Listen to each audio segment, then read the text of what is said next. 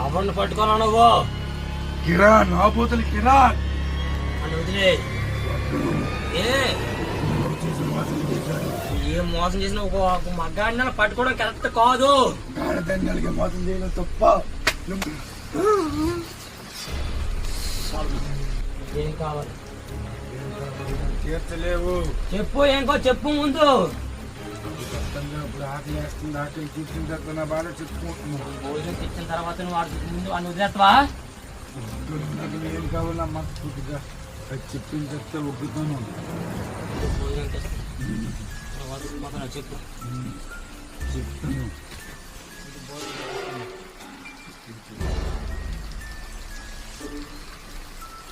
భోజనం కావాలి.